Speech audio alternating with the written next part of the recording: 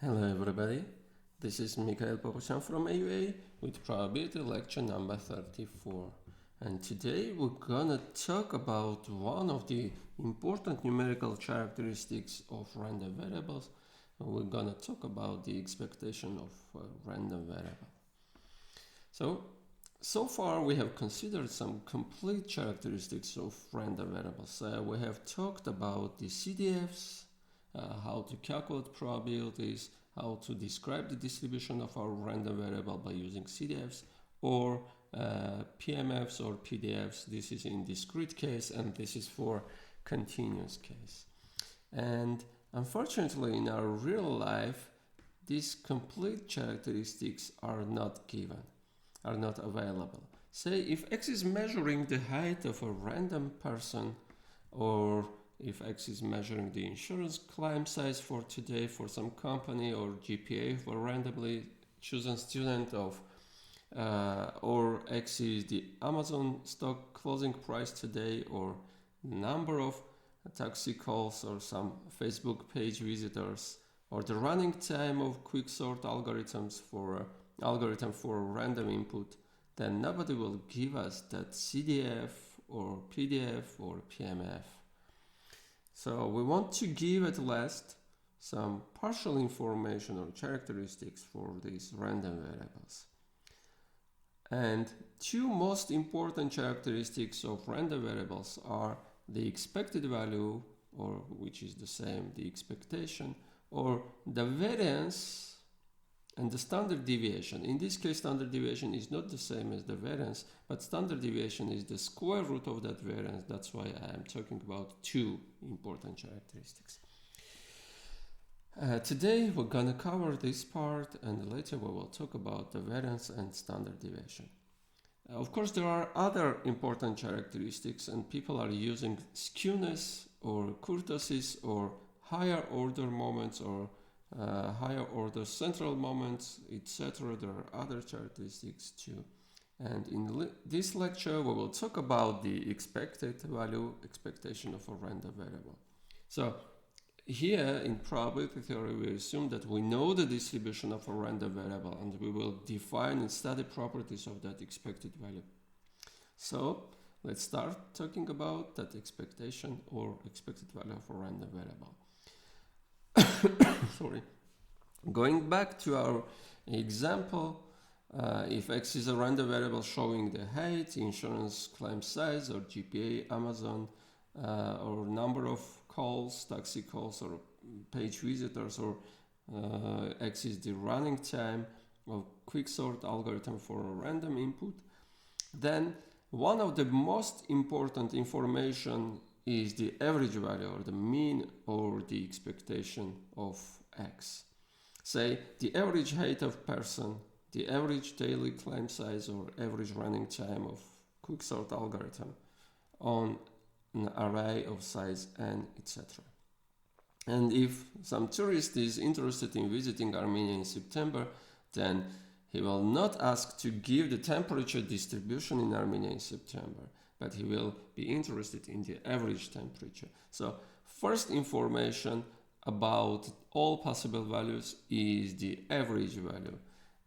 So the first of our characteristics, partial characteristics, because having that, we will not have the total distribution of our random variable. We will just have some partial information about that. So our first characteristic is expected value, expectation of a random variable.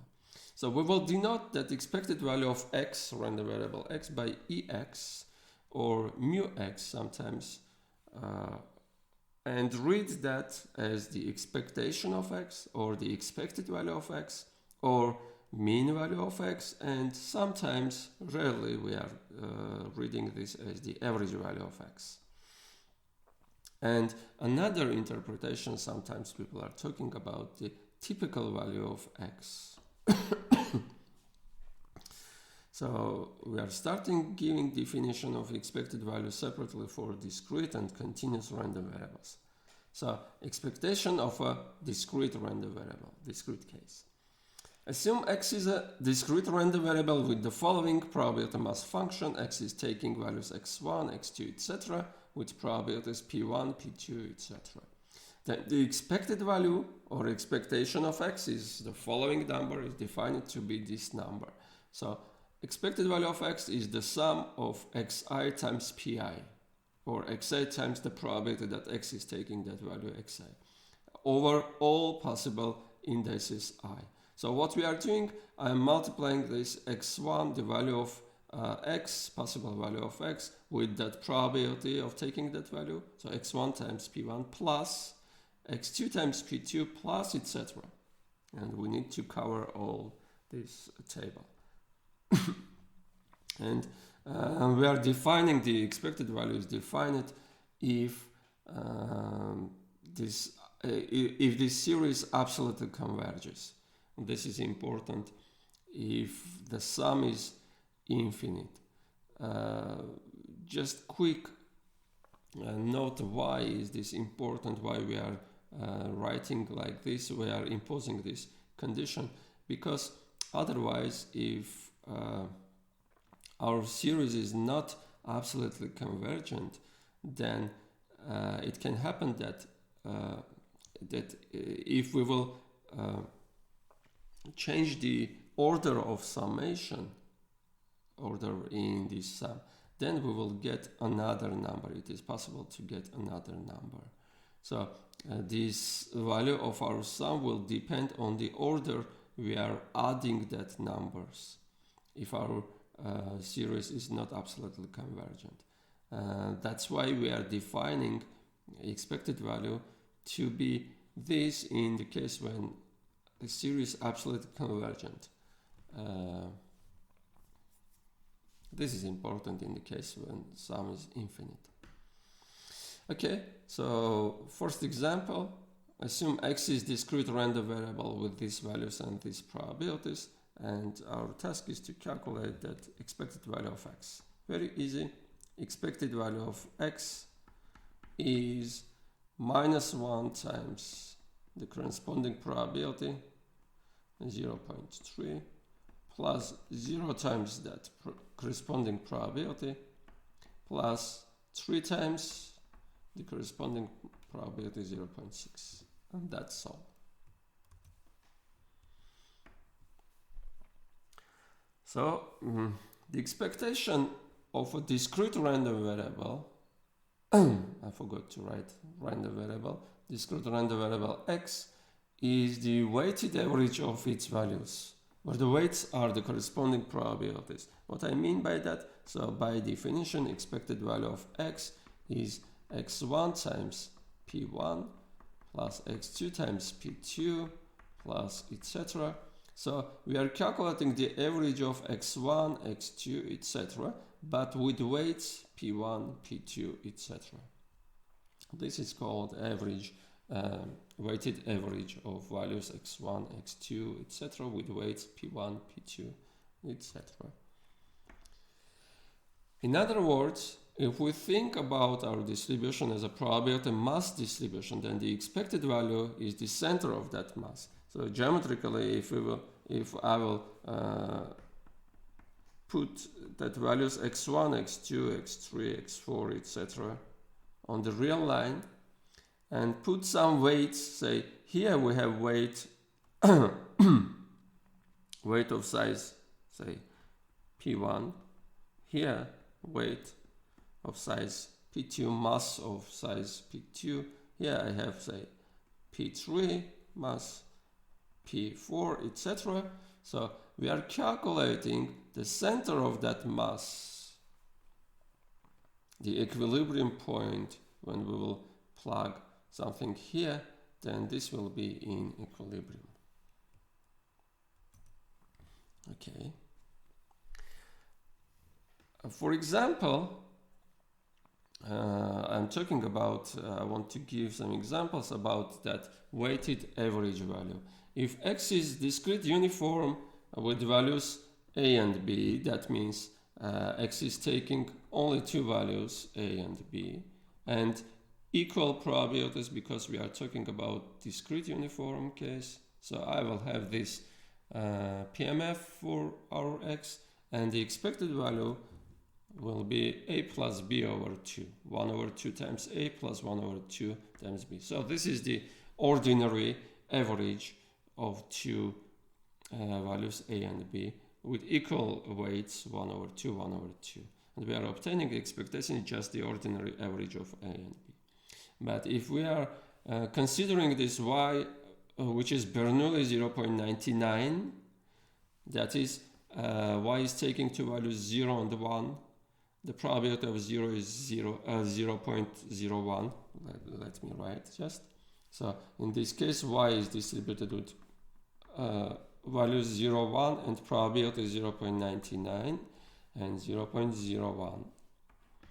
Then the expected value of y will be 0 times this, that is 0, plus 1 times this, that will be close to 1. So the expected value will be close to 1. This is because the weight or the probability of 1 is much higher than the weight or probability of 0. The chances that we will have 1 for y, for the value of y, are much higher than we will have 0. And the expectation is shifted towards that 1, the value of 1. The weight of 0 is small and the weight of 1 is large, it is 0.99. And graphically, if this is 0, this is 1, the values of y, here we have very small weight with size 0.01, and here we have large weight with size 0.99, and the center of mass will be very close to that 0.99. And some interpretation, if approximately in 100 numbers, so the probability of taking value 1 is 0.99. 99% of cases we have 1.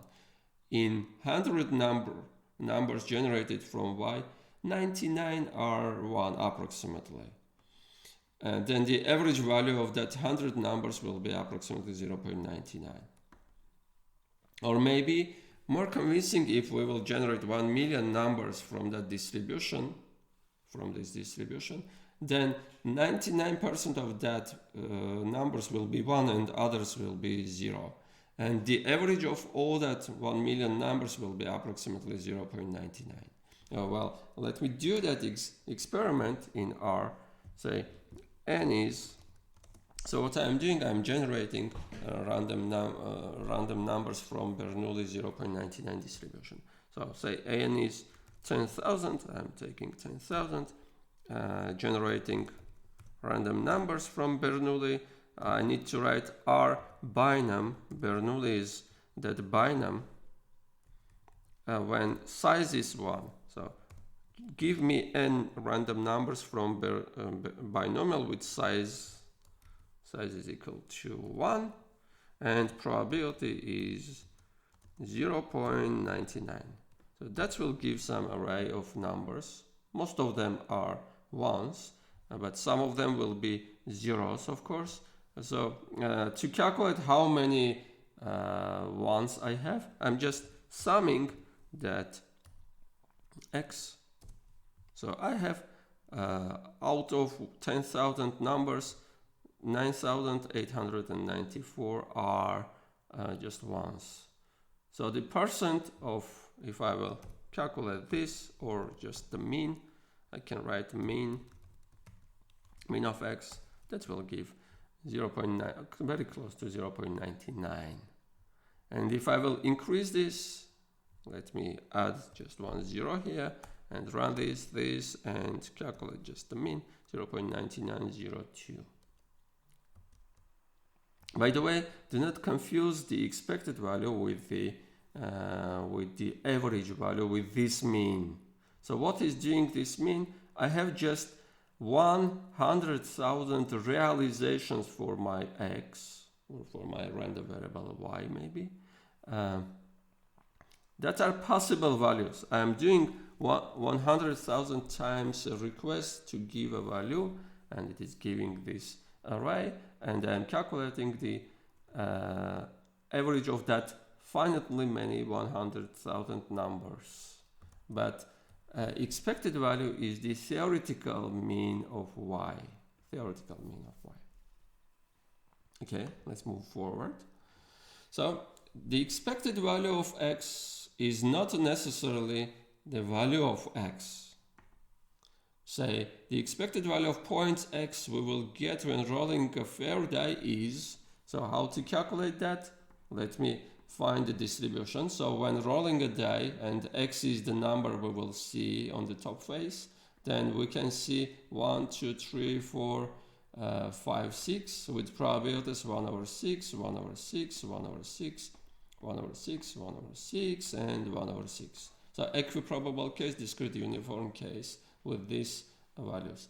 If I will calculate the expected value of x, that will give 1 over 6 times 1 plus 1 over 6 times 2, etc. So I can take out that 1 over 6. I will have 1 plus 2 plus 3 plus 4, 5, 6.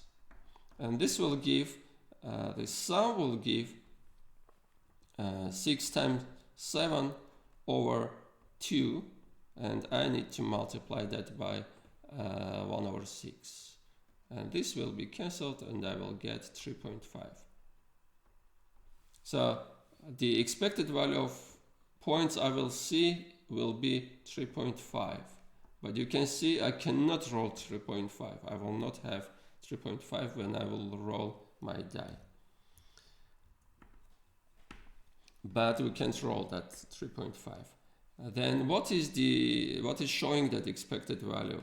So the interpretation is the following. Later we will see that it shows the long range average of the values of x. If we will keep rolling our die, fixing the outcomes and calculating the average of all outcomes received so far, then that average will be 3.5. This was the case when we're doing our previous experiment with R. So I'm doing finitely many experiments, calculating the simple average of that numbers, and I'm getting very close to the expected value. Say when somebody is talking about, say, the average number of persons in families is 3.3, that doesn't mean that we will have 3.3 persons in family. Okay, so expectation example. Assume we are playing an American roulette. The board has 37 numbers from 0 to 36 and an additional slot 0, 0. So the slots 0 and 0, 0 are green. So we have this round board for our roulette. We have 0, 0, 0 in green. Half of the other numbers. So in fact we will have 38 slots. So 37 numbers and 1 for 0, 0, 38. 2 are green and 18 are in black and the other half are in red. 18 in red. So I'm betting on red. If the ball will stop at the red pocket, then I will get $1. Otherwise, I will lose $1. So calculate my expected winning. So if x is the winning, so not the expected but exact winning, then x is random. Of course, I do not know whether I will win or not. So x can take the value 1 in dollars, or I will lose $1. That means my winning will be minus 1. So this if that ball will stop at the red pocket, and this otherwise. The number of what is the probability that I will have a winning equal to 1, that is when my ball will stop in red pocket, and red numbers are 18 and total number of pockets are 38. So numbers 0 to 36 and 0, 0. So 38. So probability that the ball will stop at the red pocket is 18 over 38. and all others are giving -1 to me, so I'm losing $1. So the probability of that is 1 minus this, so 20/38. Now the expected value of my winning will be 1 times 18/38 plus -1 times, or minus just 1 minus 1 times 20/38, which is giving 2/38 1/19. Sorry, I need to have minus sign, of course. So in average, I'm losing every time for every game. I'm losing $1/19 for a game. And this happens every time in casinos, So expected winning is negative. So sometimes I will win and some persons will win, but in average the winning will be negative. So the game will be in favor for a casino. The next one, assume X is discrete uniform with values x1, x2, xn. Find the expected value of X. So starting from this point, I want to calculate for some of our important distributions the expected value. So X is discrete uniform. That means X is taking the values x1, x2, xn, x1, x2, etc. xn with probabilities 1/n, equal probabilities 1/n, 1/n. Because we have n values here, the probability for each will be 1/n. Now the expected value of X is, of course, x1 times 1/n, x1 times 1/n, plus x2 times 1/n, plus etc. plus xn times 1/n. And this is giving x1 plus x2 plus etc. plus xn/n. This is the ordinary average of x1 to xn, these values x1 to xn. This is expected value of our random variable X. The next one is the expected value of Bernoulli. Very simple, because X is taking two values, 0 and 1, with probabilities p for 1 and 1 minus p for 0. And the expected value of X will be 0 times this, 1 minus p, plus 1 times p, which is giving just p. So the expected value of Bernoulli p random variable is just this p. And this is the graphical representation. So what I'm doing, this is the PMF for our Bernoulli random variable, Bernoulli 0.7. It takes two values, 0 and 1. The probability of 0 is 0.3. The probability of 1 is 0.7. So this is the average value, the mean value, or the expected value of our random variable X. It is leaned towards 1 because the probability here is high. It is very close. It is closer to 1 than to 0. Red dot is the expected value. Okay. Next is to calculate the expected value of binomial random variable with parameters n and p. So let me write the distribution. So X is taking what X is showing. X is showing the number of successes in n independent trials when the probability of success in each trial is p. So we can have number of successes, we can have 0 success, or 1 success, or 2 successes, or etc. and successes. And probability that we will have 0 success, no success at all, that every time we will have a failure, that is 1 minus p to n. Here we will have, well, n choose 1 times p to the 1 times 1 minus p to the n minus 1. This is standard, our standard binomials PMF. And choose 2 p squared 1 minus p to n minus 2 for this 2, etc. And for n, x is n means every trial resulted in success. So the probability of that is p to the n.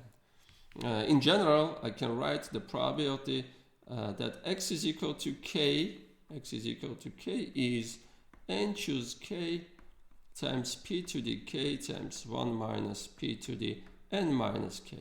Now I need to calculate the expected value of this. So the expected value of successes in this case. Expected value of successes will be the sum of values of x. The values of x are 0, 1, 2, etc. K is running from 0 to n. And times corresponding probabilities. The probability that x is taking that value k. So 0 times this plus 1 times this plus 2 times this plus etc. n times that.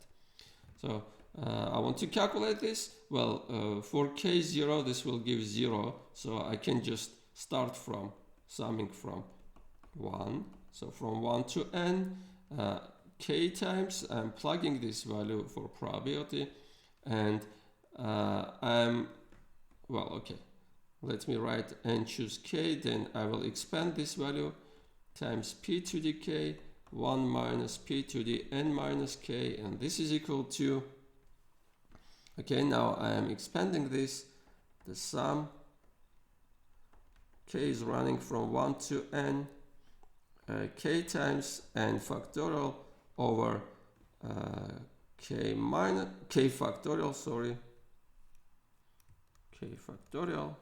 factorial times n minus k factorial. This is the value of this coefficient, binomial coefficient, times p to the k times 1 minus p to the n minus k. So what I'm doing, I'm cancelling this k with this k factorials k, and I will have k minus 1 factorial here. I'm taking out this n from this n factorial, and I'm taking out one of the p here. So I have multiplied k times that p. I'm taking out one of the p's. So I am writing n times p. So I'm taking out n from this factorial and p from this. And I will left with the following. K is running from 1 to n. K is running from 1 to n. So here I will have n minus 1 factorial. Here, because we have cancelled that k from k factorial, I will have k minus 1 factorial. K minus 1 factorial. And n minus k factorial, I can write that in the following way. N minus 1 minus k minus 1 factorial. Well, you can check n minus 1 minus k minus 1 is just giving n minus k. So I'm not changing anything. This is n minus k factorial. This is again n minus k factorial. But writing in this way will give this coefficient is choose n minus 1 k minus 1. This is binomial coefficient. So what I have for the rest, I have p to the k minus 1, because I took that one of the p's here. So this is that p. And I will have 1 minus p. So 1 minus p to the n minus k, which is the same as n minus 1 minus k minus 1. So n minus 1 minus k minus 1 here. So why I am writing in this way, let me erase this part. I am writing in that way because I can use now binomial formula to calculate that sum. So if I will use that binomial formula, I will get the value of the expectation of x. So I'm continuing from this side. So np, now I will have the following sum. I'm writing this in the binomial coefficient formula. K is running from 1 to n minus 1, choose k minus 1, times p to the k minus 1, times 1 minus p to the n minus 1 minus k minus 1. This is the same as we had here. Okay, so by using the binomial formula, you can see that this is exactly equal to the following. So p plus 1 minus p 2n minus 1. This is exactly the binomial expansion of this, and this is exactly 1. Or in other way, we can express as this is the sum of probabilities for a random variable, say, let me denote that by y, random variable, which is binomial with parameters n minus 1 and p. So if you will write the values of y and probabilities of y, so you will have that these are the probabilities. And we know that the sum of all probabilities will give 1. So this is 1. And if this is 1, then we have n times p. So the expected value, let me erase and write that result. So expected value of binomial np random variable is n times p. Let me give just another nicer proof for this. So our random variable x, the number of successes, can be written in the following way. As a sum of, sorry, not k, but n here, xn. x1, x2, xn are random variables.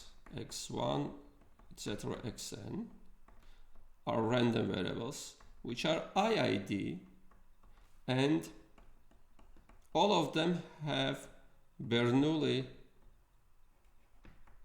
P distribution. So what is showing x1?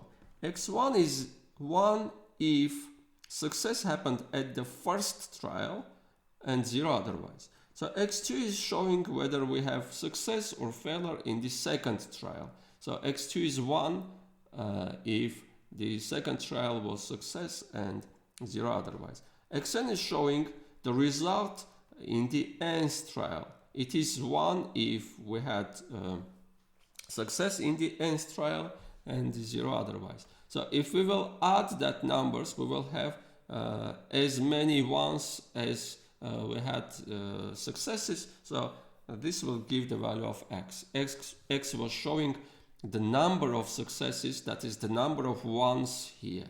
So either this is either 1 or 0, 1 or 0, 1 or 0. So the sum will show how many ones we have, how many successes we have in that n trials.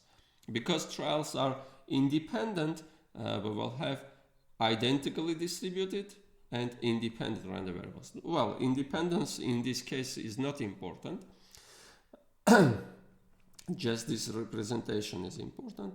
Okay, now soon we will see that the expected value of sum is, so expected value of this sum is just the sum of expected values. This is one of the nice properties of our expected value.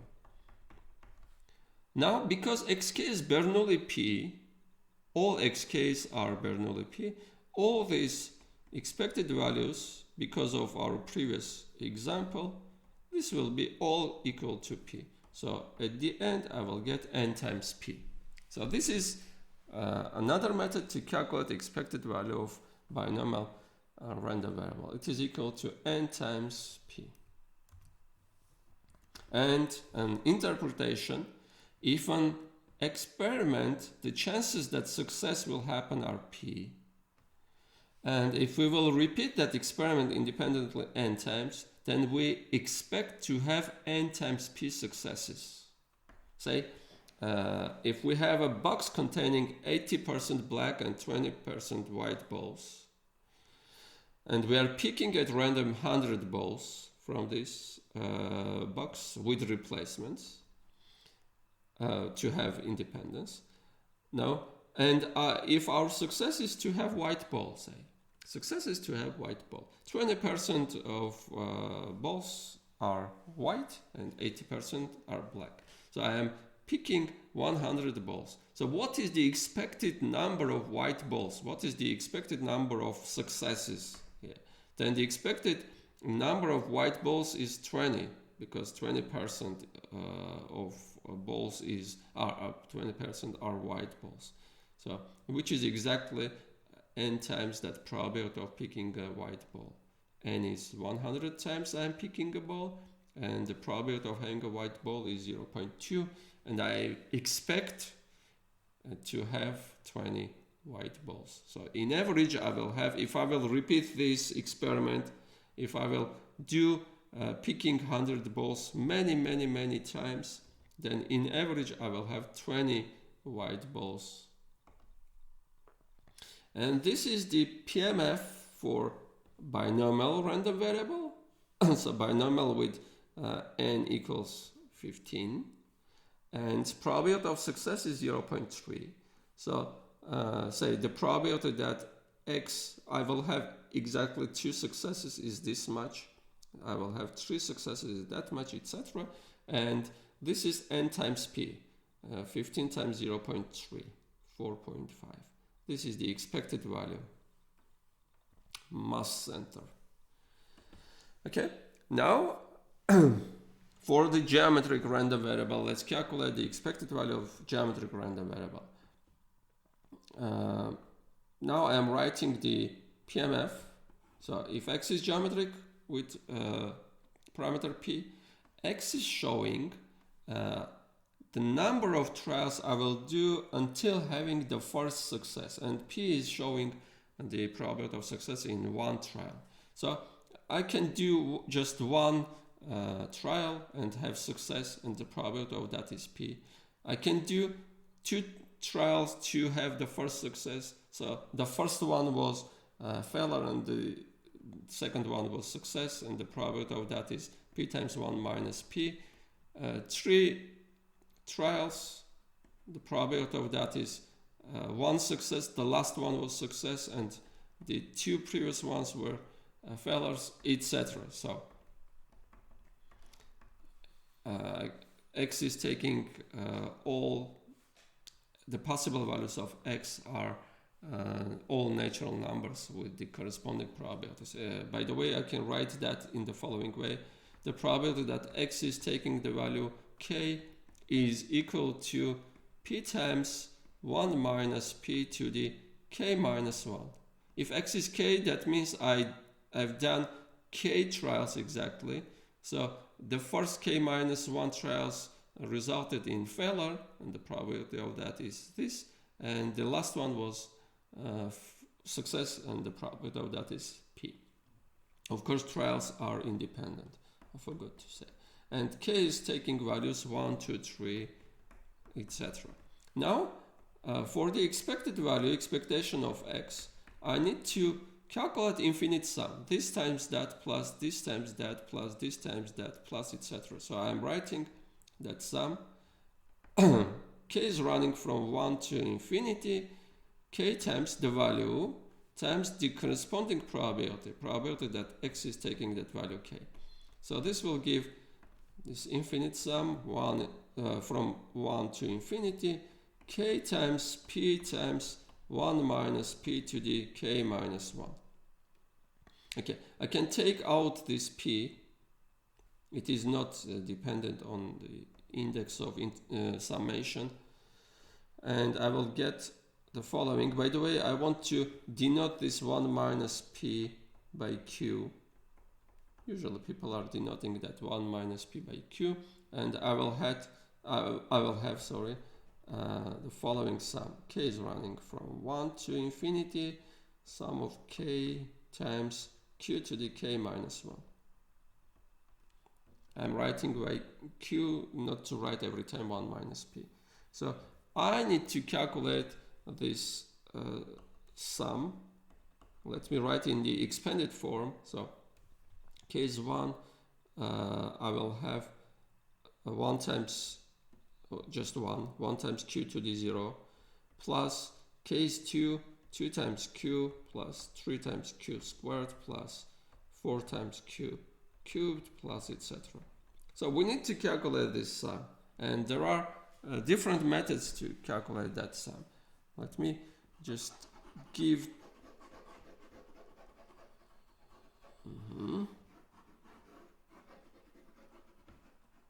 I want to give 2 methods to calculate that sum. The first one is the following. So I'm writing this p times, I'm representing this as a, by the way, this is not a sum of geometric series, so we cannot just use the geometric series sum formula. So I want to reduce to calculation with geometric sums. Okay, so what I'm doing, I'm writing the following.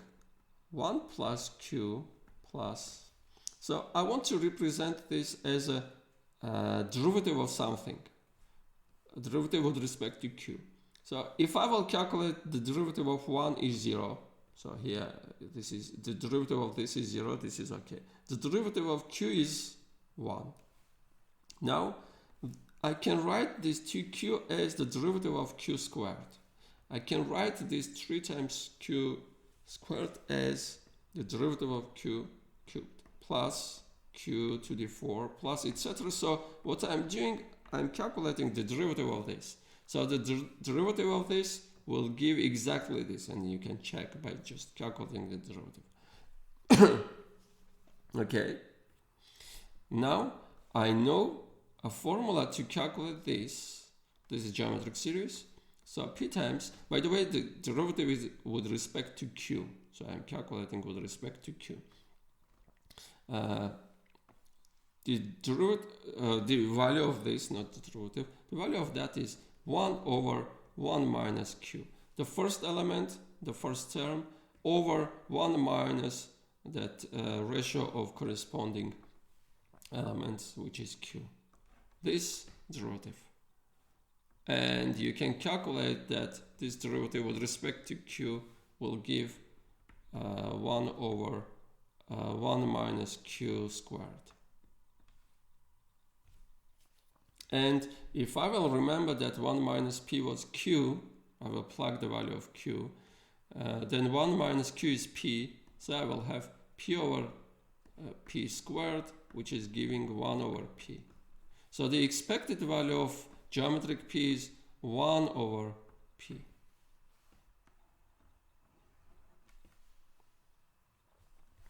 If x is geometric p, then expected value of x is 1 over p. Another method to calculate this.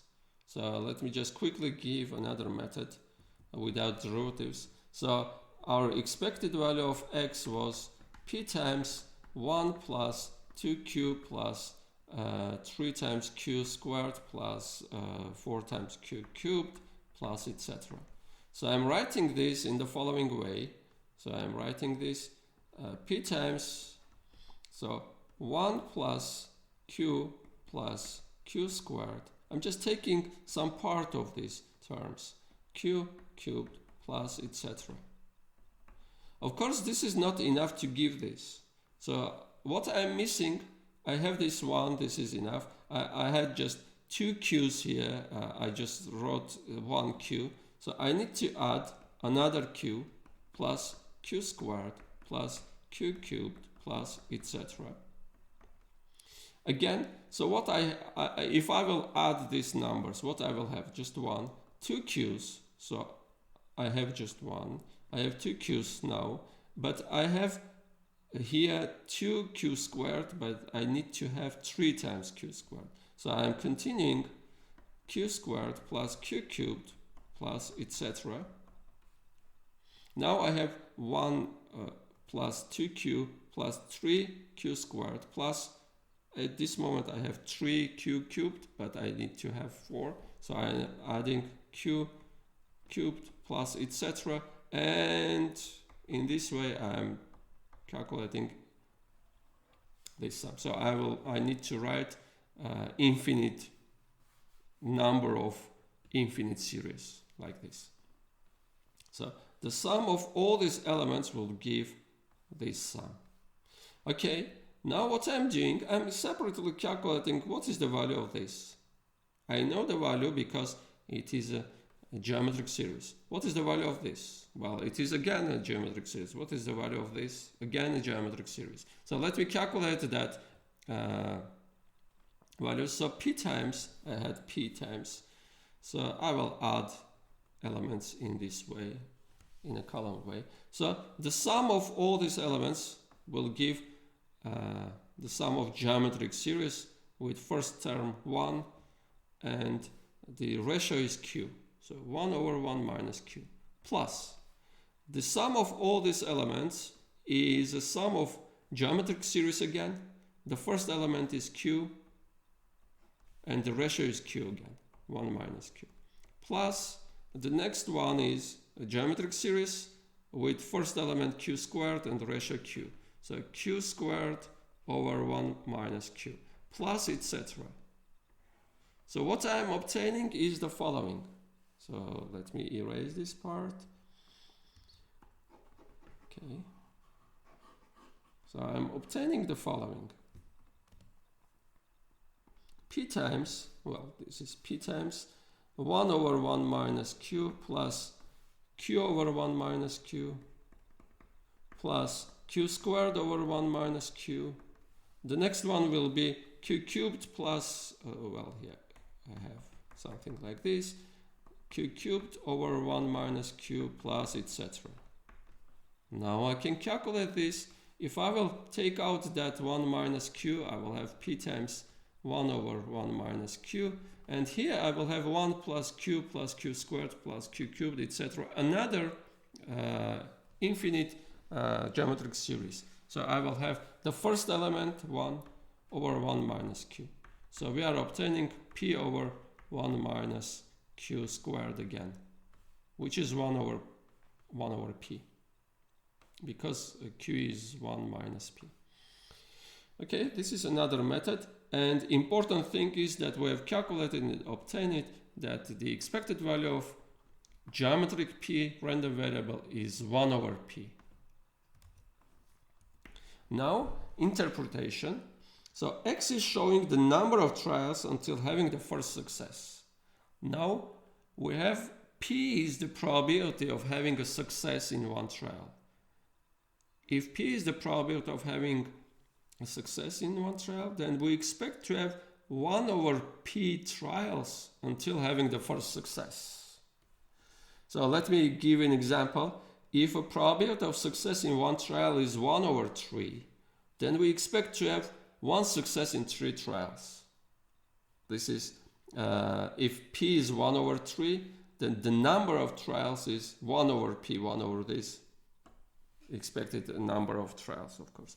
Expected number of trials is 1 over p, which is 3. So what is the average number of rolls to get 3 on a fair day? So what is the expected value of rolls to get 3 on a fair day? So the probability of having 3 is 1 over 6. That means in average I need to do 6 trials to have 3 on my fair day. Think about this. Okay, so this is the PMF graph for geometric 0.3, and this is the expected value in red. This is the 1 over p. P is 0.3. 1 over 0.3 will give 3.333, etc. So this is that average value. And now let's calculate the expected value of Poisson random variable. So x is Poisson with parameter lambda. We want to calculate the expected value, the average value or mean value of x. So x is taking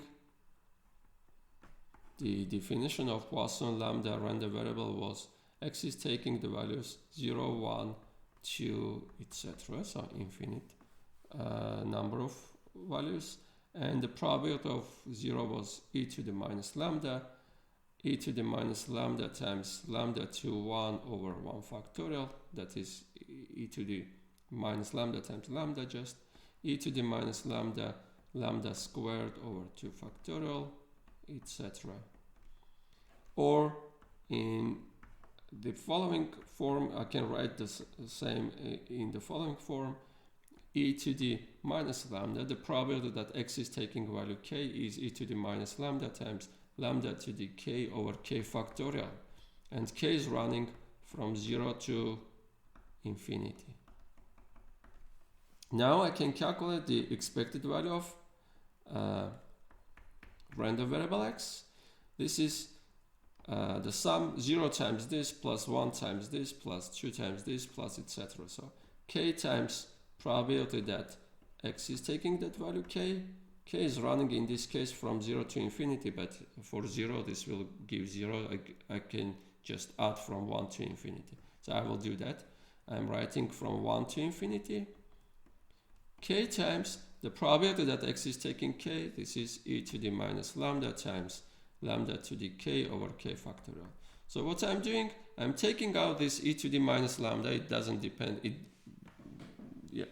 doesn't depend on k. So e to the minus lambda. Then I'm writing that sum 1 to infinity. Now I'm cancelling that one of k's. I will have lambda to the k over k minus 1 factorial. Now I'm taking out one of that lambdas. I will have lambda times e to the minus lambda times the sum. The index is running from 1 to infinity. Lambda to the k minus 1 over k minus 1 factorial. And if you will look at this sum, this is the expansion of e to the lambda. So Taylor's expansion for e to the lambda. Well, we have e to the x is equal to, by Taylor's formula, 1 plus x plus, well, x over 1 factorial, let me write it in this way, plus x squared over 2 factorial plus x cubed over 3 factorial plus etc. So this sum's value is e to the x. And we have the same sum here, but with lambda. You can expand and see we have the same thing with lambda. So this will give e to the lambda. So I will have lambda times e to the minus lambda times e to the lambda. So I will have just lambda. So the expected value of Poisson lambda random variable is just lambda. And interpretation, recall just that x was showing the number of some rare events in a unit of time. And now this result is showing that the average of x, the mean value, expected value of x is lambda. And this explains why we were choosing the parameter lambda. We were choosing that lambda to be the average number of events in that unit of time. So probability mass function for that Poisson random variable with parameter 3.7 is depicted. We will have, of course, infinitely many values, but I'm showing just the probabilities for values from 0 to 10. And this is the expected value for this distribution for this random variable. It is equal to 3.7. The center of mass of these probabilities. Okay. Another problem, a freshly formed family plans to have children until the first boy will be born. Assume that the childbirth are independent and the probability of a boy child to be born is 0.5. Calculate the expected number of children they will have.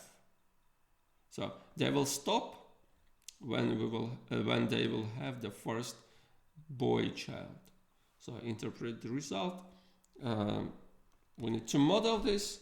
Say X is we want to have expected number of children. X is the number of children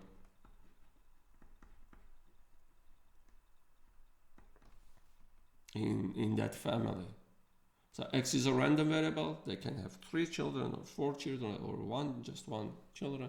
And the distribution, we are doing experiments in some sense, in quotes, experiments, until the first success. And success is having a boy child. The probability of having a boy child, the probability of success is 0.5. So X is showing the number of trials until the first success. So X will be geometric with probability 0.5. And now we can use that formula. The expected value of X is just 1 over P, 1 over 0.5, which is 2. So if the probability of having a boy child is 0.5, then in average, the expected number of children until they will have a boy is 2, just 1 over this. I can interpret this as 1 out of 2 children's is boy. So the expected number of children they will have until the first boy is 2 just.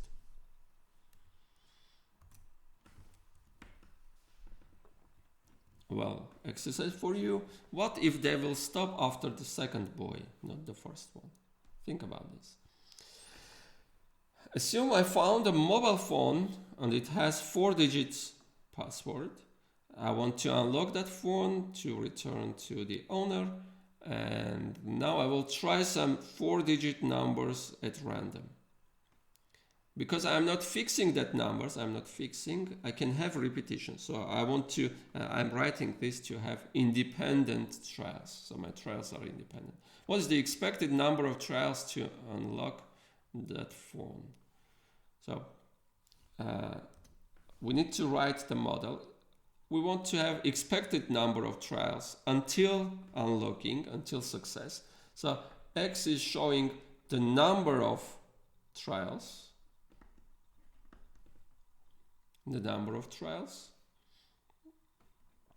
And the distribution of X is geometric, of course, again, with probability of success, which is, the success is when I'm finding that password,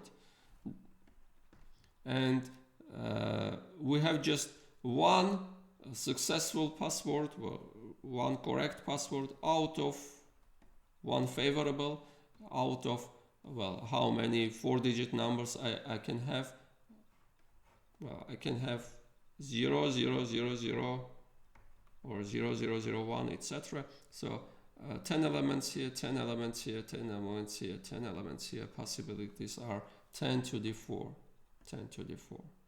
So this is the probability of success. And I know that expected value of X is 1 over P, which will give 10 to the 4. So the expected number of trials is 10 to the 4 until unlocking that phone.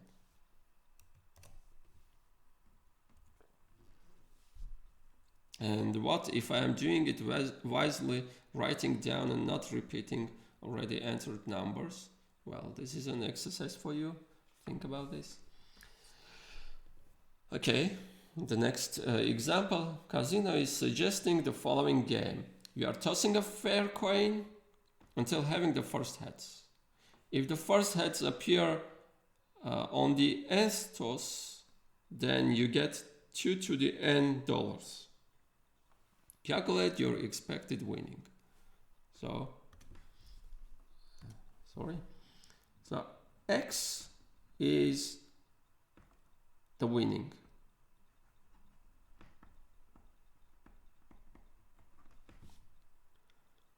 So this is our winning. X can take the following values. And probabilities, I will write that probabilities. Well,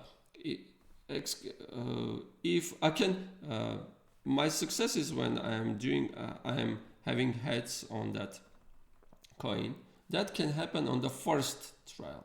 And if that is happening on the first toss, I'm getting, this is not correct, so let me erase. Okay. So if heads appears on the first toss, then I'm getting 2 to the 1. So I will get $2 if that happens in the first toss. And what is the probability that I will have heads on the first toss? My coin is fair, so that probability is 1 over 2. So with probability 1 over 2, I will get $2. Okay, that it can happen that my heads appears on the second toss. So the first one was tails, then the second was second one was heads. Then in that case, I will get $4, $2 squared dollars. In the case when the heads appears on the second toss. And what is the probability that I will have heads on the second toss? So the first one was failure, then the second one was success. 1 over 2 squared. Okay. Or I can have that my heads appears on the third toss. In that case, my winning X will be 2 cubed. And the probability that I will have that case, I will have heads on the third toss is 1 over 2 cubed. So the next one is 2 to the 4, and the probability of that is 1 over 2 to the 4, etc. In the general case, I will have 2 to the n money if my heads will show up first time on the nth toss, and the probability of that is 2 to the n, 1 over 2 to the n.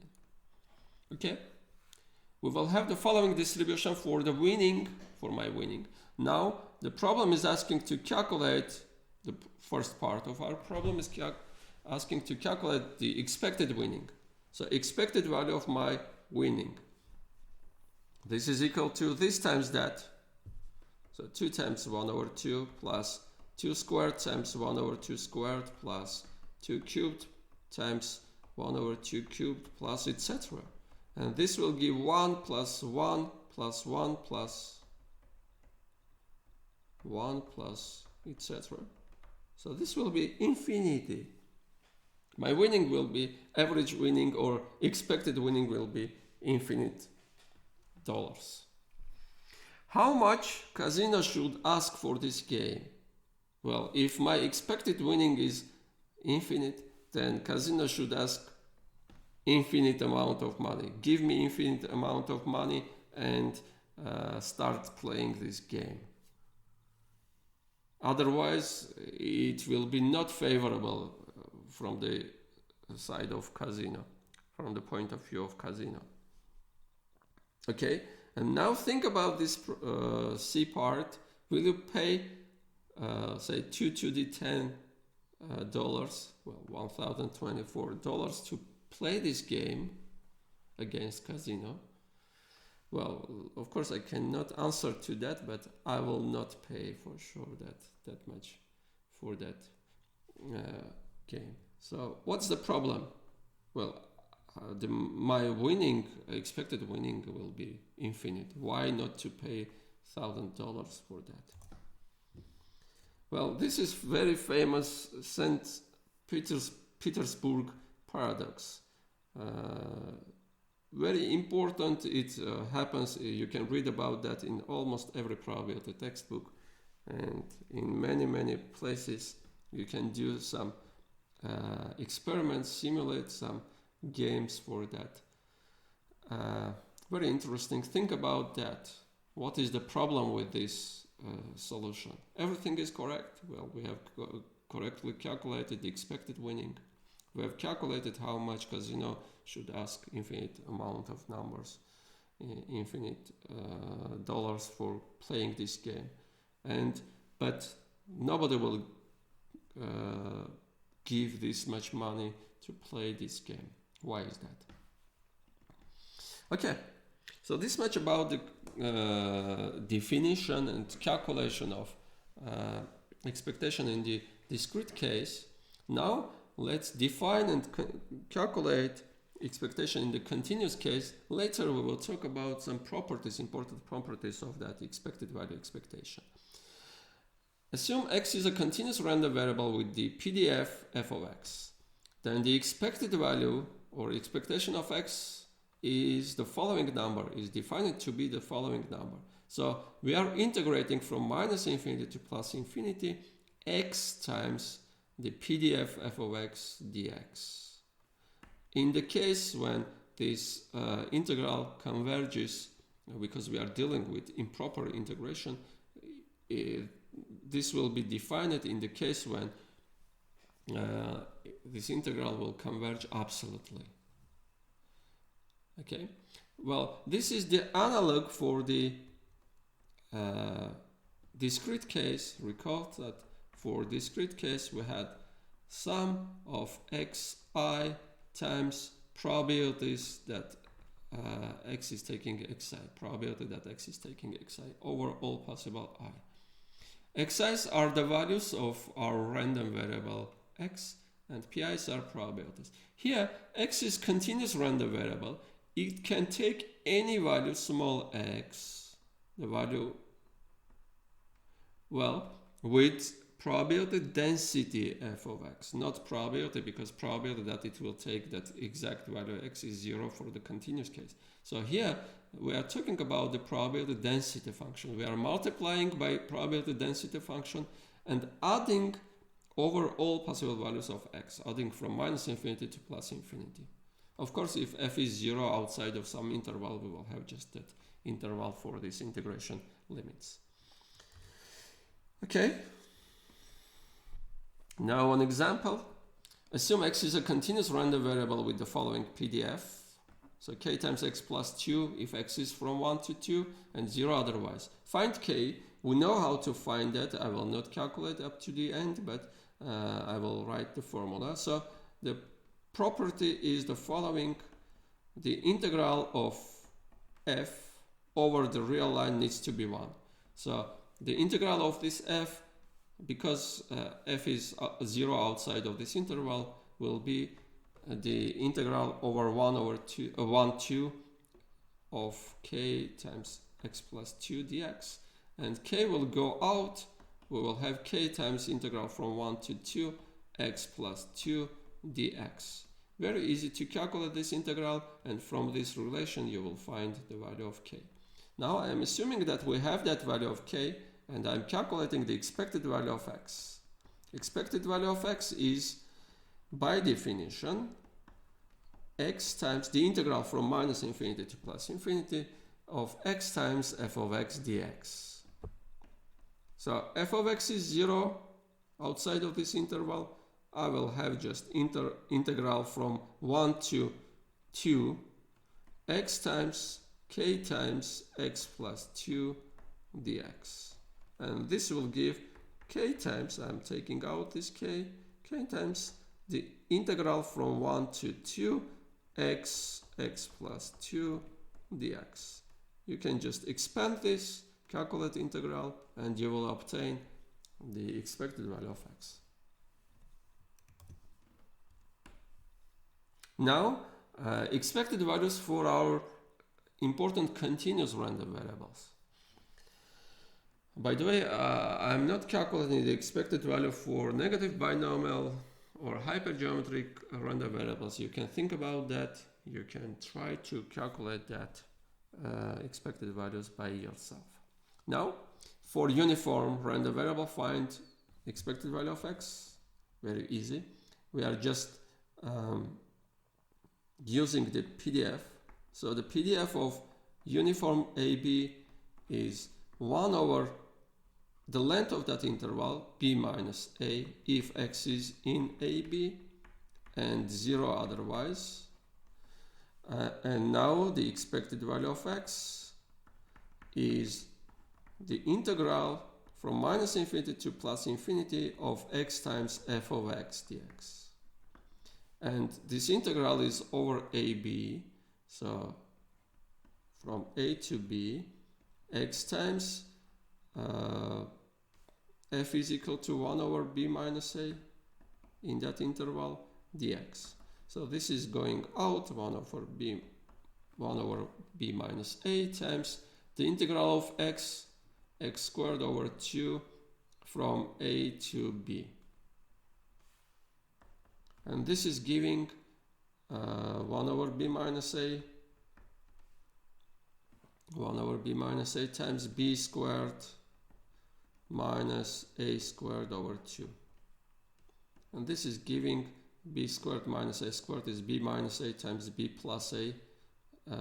I will have that b minus a is cancelled. I will just left a plus b over 2. Okay. So this is equal to a plus b over 2. Important is that when we are dealing with uniform distribution over some interval, the expected value is just the midpoint of that interval. So if we will generate a lot of numbers from that AB uniformly and calculate their average, that will be approximately this. That average of calculated, generated numbers will give not the theoretical average, but statistical average. Well, average for that data set. Sample average in other way. And this is the theoretical average. Okay, geometrically, this is the area under the graph. Well, this area is just 1. This is the PDF of our uniform from -1 to 3.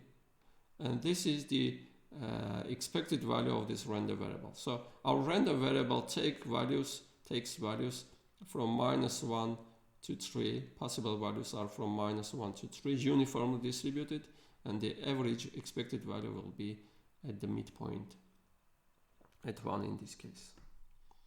Okay, x is exponential with parameter lambda. Find the expected value of x, and then use our simulations to show the obtained result.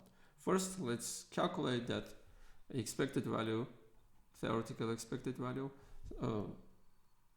Before writing that expected value, let me write the the PDF.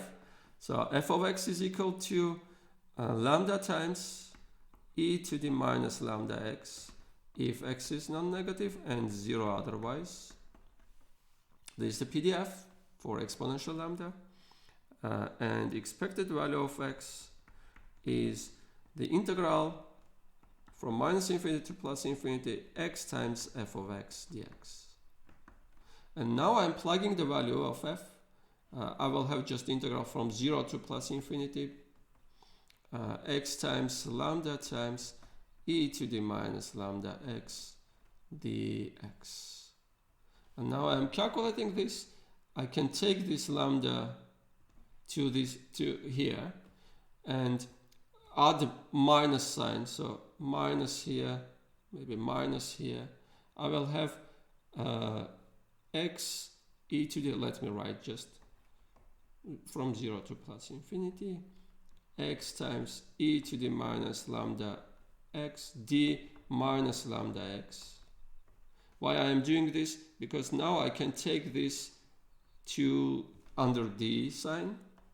So minus integral from 0 to plus infinity x times d e to the minus lambda x. Well, you can check this by differentiating. If you will differentiate this, you will get this thing.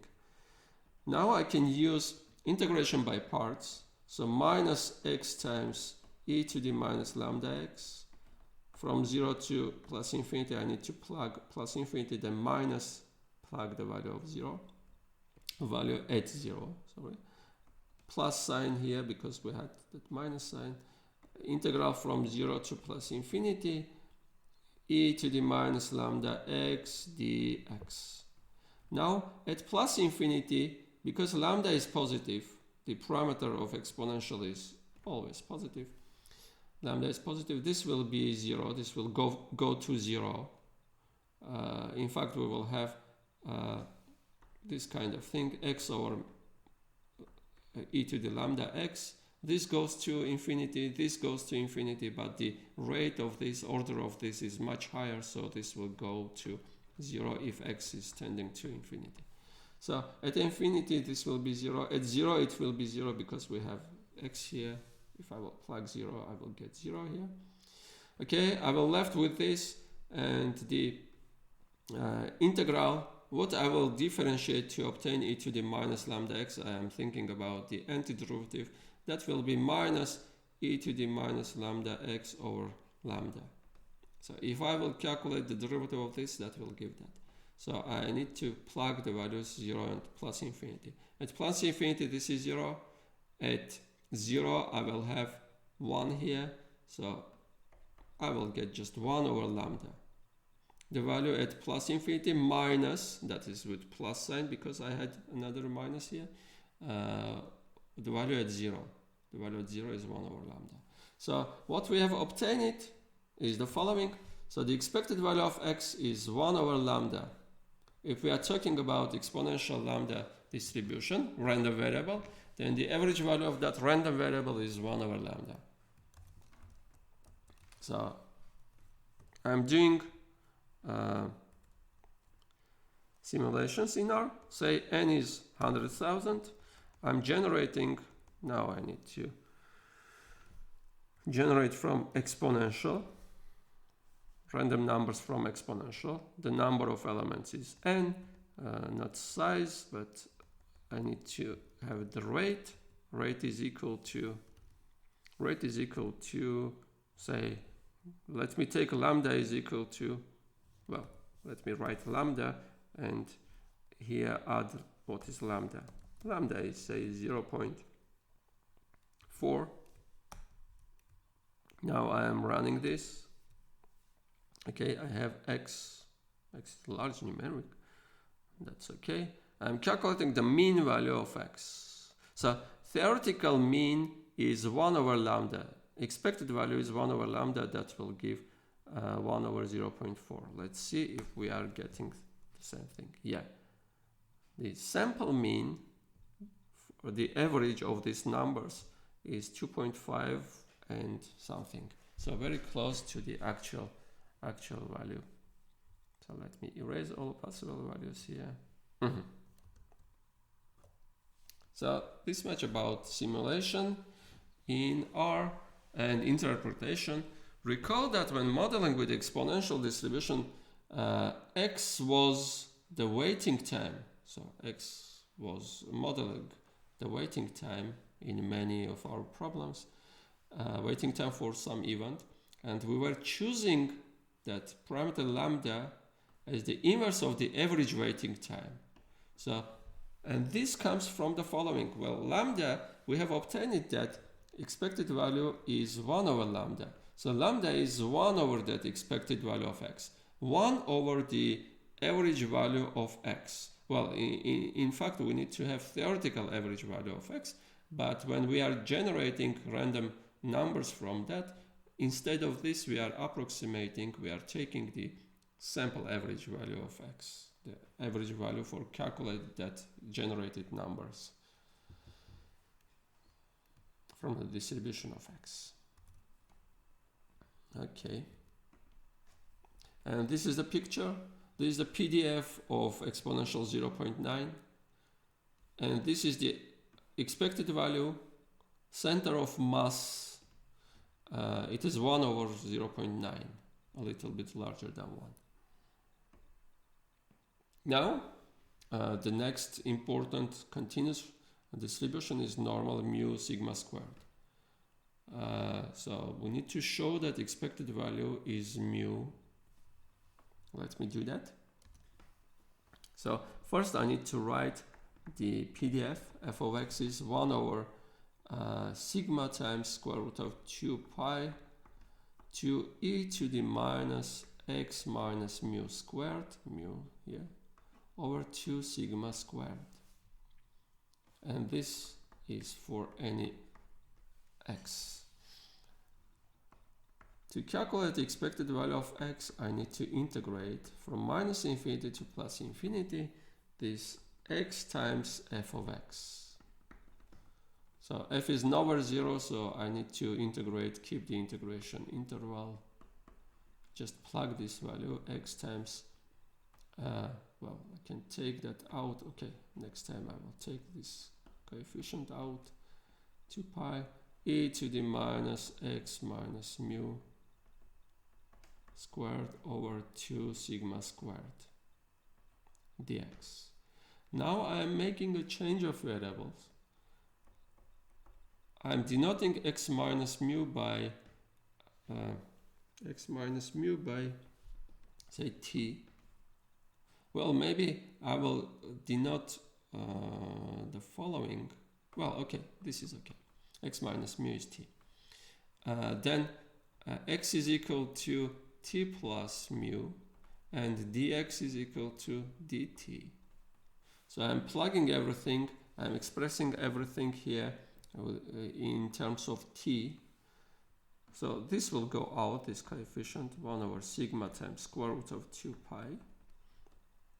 And integral from minus infinity to plus infinity, x is t plus mu, so t plus mu, e to the power minus, this is t, x minus mu is t, so t squared over 2 sigma squared.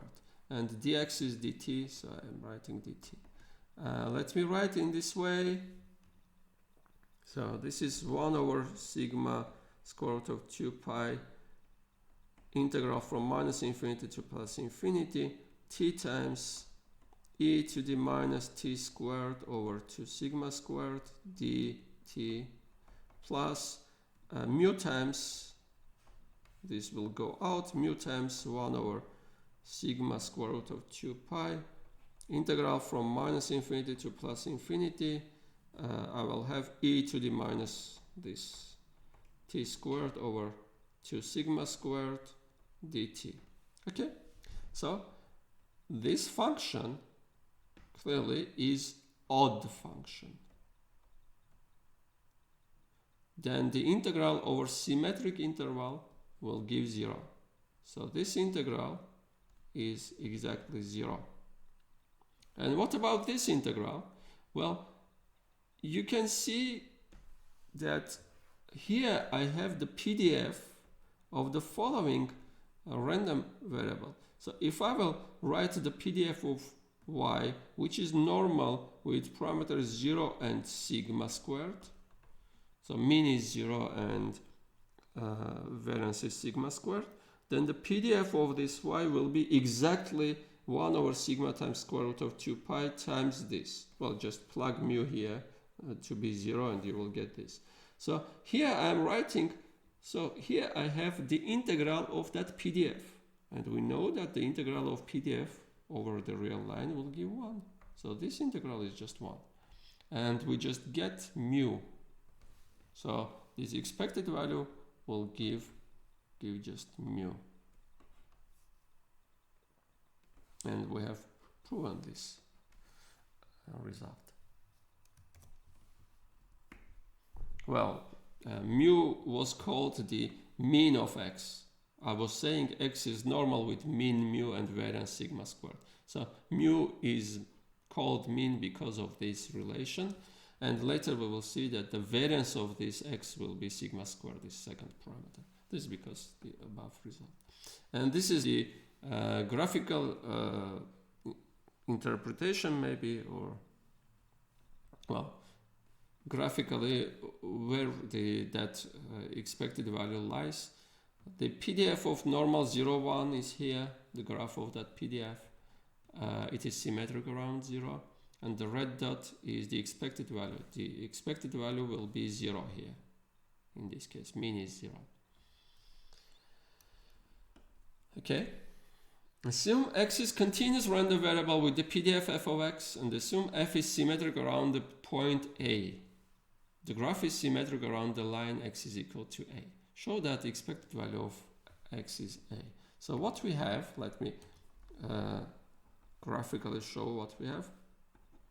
So I want to draw the PDF graph. Say our PDF is something like this. I need to draw some symmetric thing. Say something like this. And assume it is symmetric around this point. Or this line maybe. This point or this line. Our graph is symmetric around this A. I need to show that the expected value of x is a. So what it means that this function, this is f of x, the graph of f of x is that PDF of our random variable. What it means that f is symmetric around a. F is symmetric around a. That means that if I will calculate the value at a plus x, and I will calculate the value at a minus x, then I will get the same values for our function. So f a minus x is f a plus x for any x.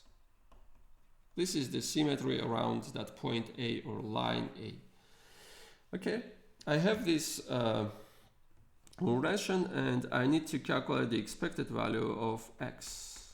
So this is the integral from minus infinity to plus infinity of x times f of x dx. Now how to calculate this integral? Well, I can make a change of variables. Say, let me take say x plus a is t. So x is t minus a. Okay.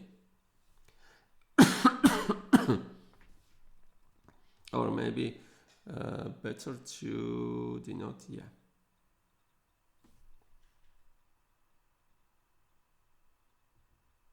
Better to denote, here I want to have a minus t, so a minus t here. So that means I need to denote, so I'm erasing this, not denoting by that, but denoting a minus x is t. So x is a minus t. This is better. So if x is a minus t, then dx is minus dt. So I'm writing what I will get if I will change this, if I will make this change of variables. Okay. So if x is changing from minus infinity to plus infinity, if x is minus infinity, then t is plus infinity. So here x is minus infinity, t is plus infinity. X is plus infinity here, so t is minus infinity. If I will plug x plus infinity, t will be minus infinity. So I'm integrating in fact from plus infinity to minus infinity. Instead of x, I'm plugging a minus t. And in f, instead of x, I'm plugging a minus t. So a minus t. And instead of dx, I have minus dt. So minus dt. And we know that we can change the places here and put plus sign. So I will have integral from minus infinity to plus infinity of the same thing of this. I can expand that a times f of a minus t and minus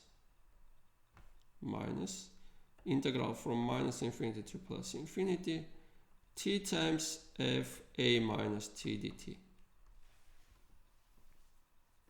Okay, let's see what is happening here, how to calculate this.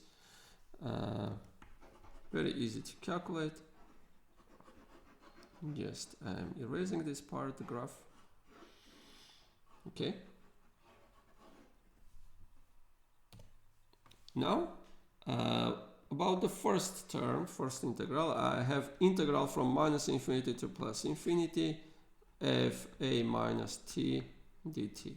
Well, I forgot to write dt here. Dt. well, this will be 1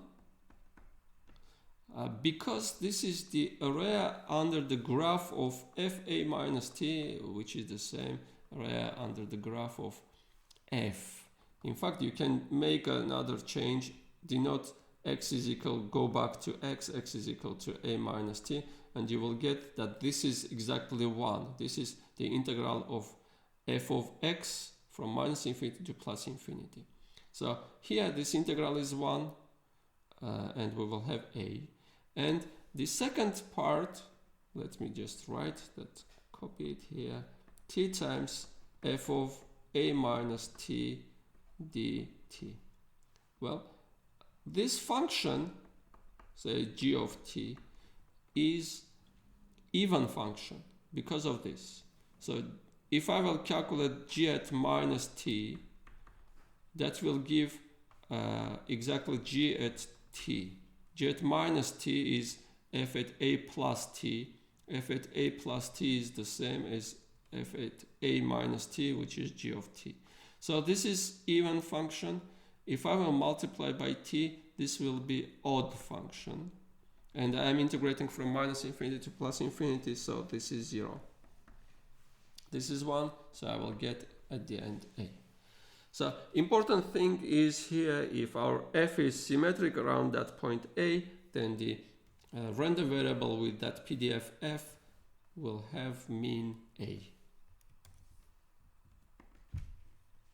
Assume x is continuous random variable with the PDF f of x. Is it true that the point mu, expected value of x, divides the area under the graph of f into 2 equal parts?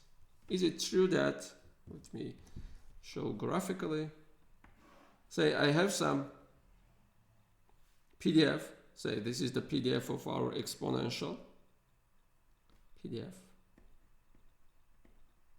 f of x.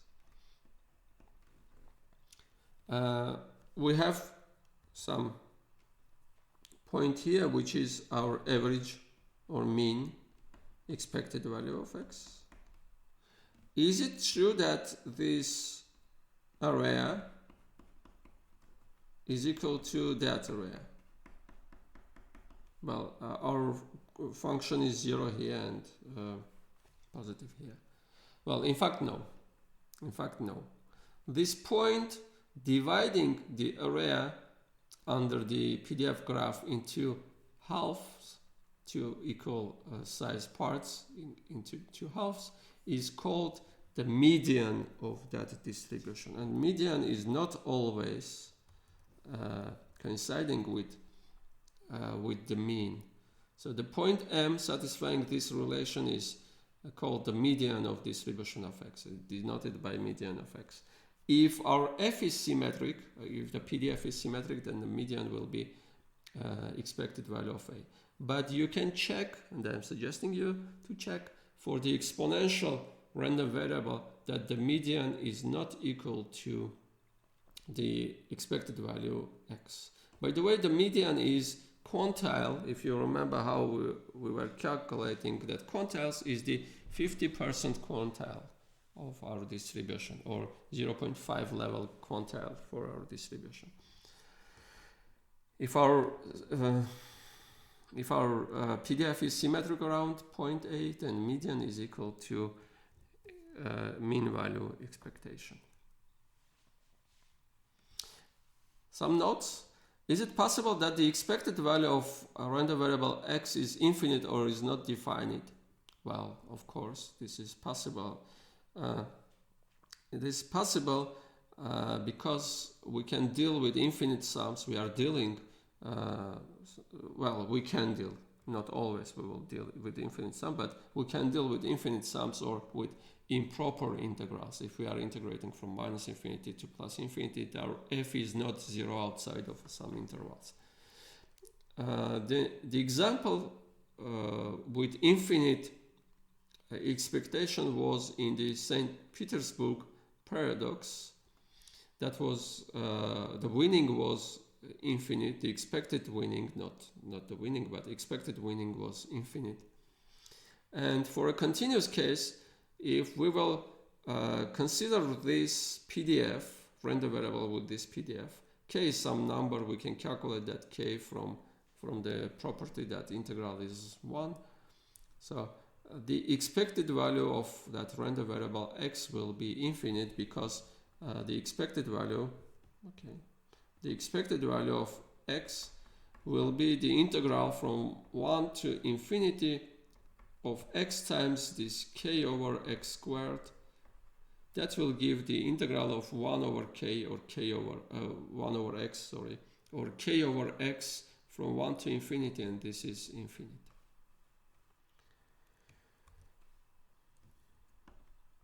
And for a standard Cauchy random variable x with the PDF, this is the PDF,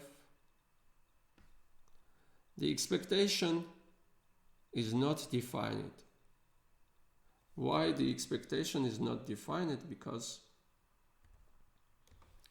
this integral from minus infinity to plus infinity, the requirement was that this integral times f of x, I need to write f of x, 1 over 1 plus x squared dx, is absolutely converging. So if I will put absolute sign here, no need to put absolute sign here because this is non-negative, positive always. So this is divergent, not convergent. So our integral for expected value is not absolutely convergent. Why is this divergent? Because the rate at which it tends to 0 at plus infinity, the rate at plus infinity is absolute value of x over, x squared times some 1 over p. At plus infinity, this function behaves at this function. So this is not important if x is very large, so I'm writing that. And this is 1 over pi times 1 over absolute value of x, if x is very large. And the integral of this is of order of logarithm, and the logarithm tends to infinity at plus infinity. So for this case, the expected value of x is not defined. So the graph of that Cauchy distributions PDF is something like this. Expected value is not defined here, but the median is 0 in this case.